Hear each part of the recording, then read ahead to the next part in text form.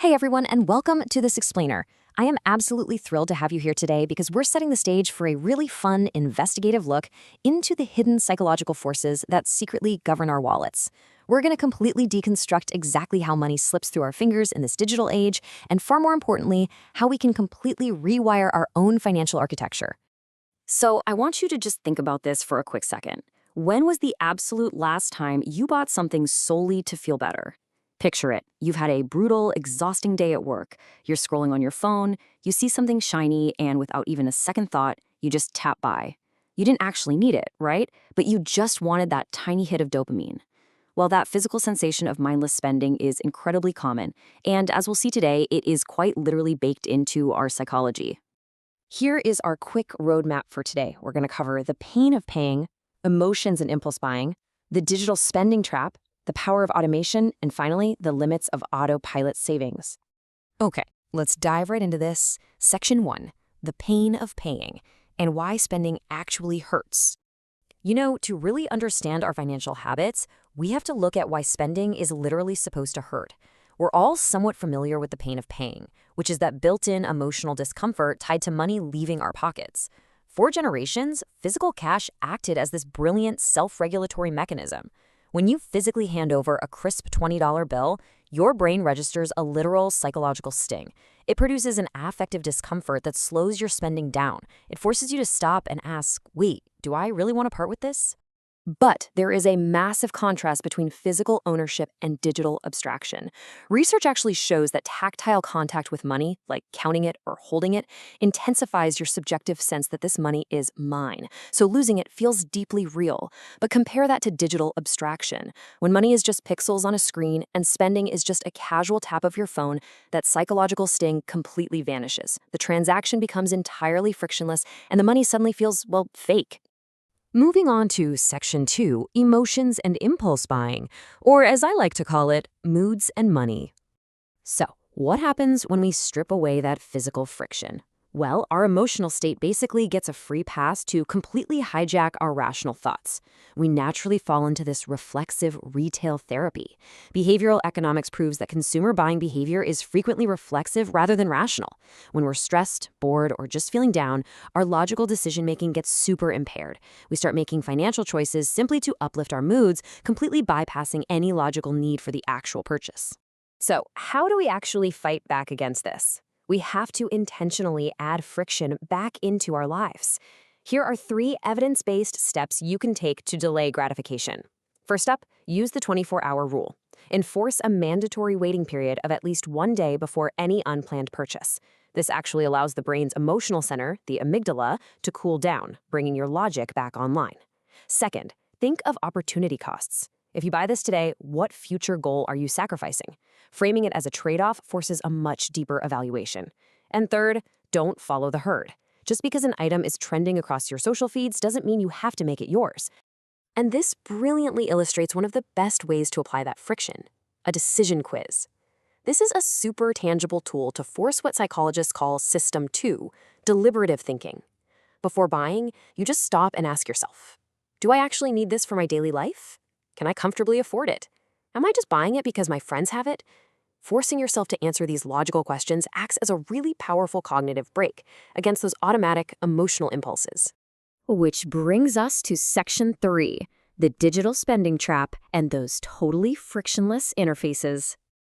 Applying cognitive brakes is incredibly difficult today when you look at the dark side of seamless digital design and how modern tech actively exploits our psychology. A recent qualitative study looked at young adults who are deeply embedded in a digital payment ecosystem, and it revealed exactly how these interfaces trap us.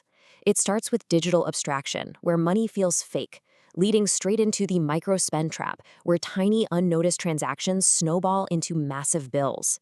Add in the boredom impulse loop of using shopping and food delivery apps as a quick emotional coping mechanism. Combine that with altered social financial dynamics and perceptual gamification, and suddenly you are completely blinded to the invisible costs bleeding your accounts dry without you even noticing. Interestingly enough, the study found that some people actually rely on cash as a cognitive break.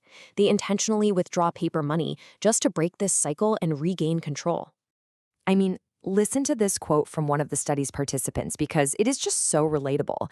They said, "It feels gamified, like the money is slipping away. It doesn't really feel like spending real money."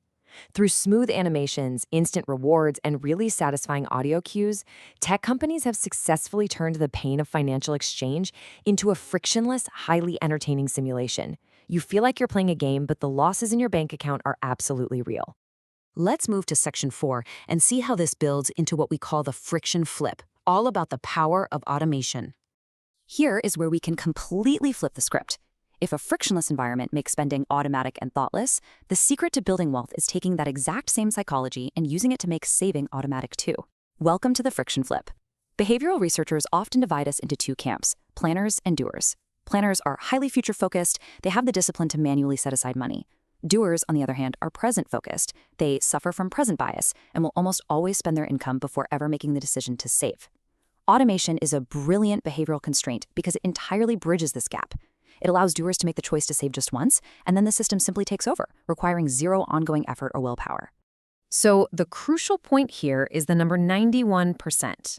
According to Vanguard data, when companies use automatic enrollment for their retirement plans, meaning you are opted in by default and you have to actively choose to leave, participation rates skyrocket to an incredible 91%. This is literally the power of inertia working for you instead of against you. Policymakers definitely know this works, which is why structural policies like the Secure 2.0 Act are so vital.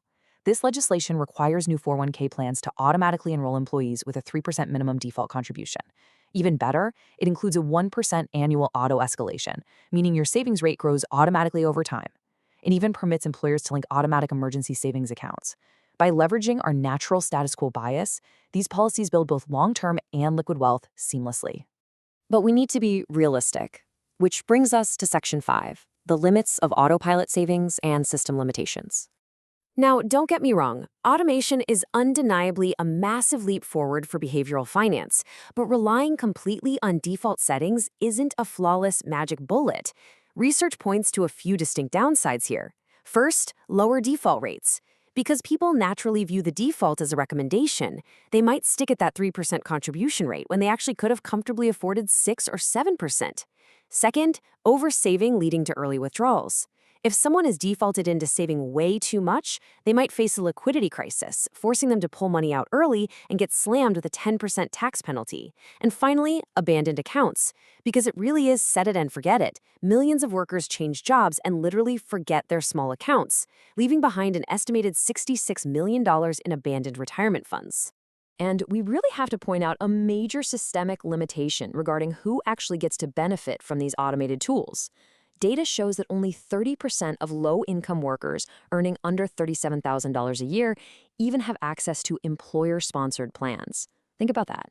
Gig workers, part-time employees, and independent contractors are frequently excluded from this automated wealth-building architecture entirely. Which leaves us with this final, really provocative question to ponder. In a frictionless world, who is actually controlling your money?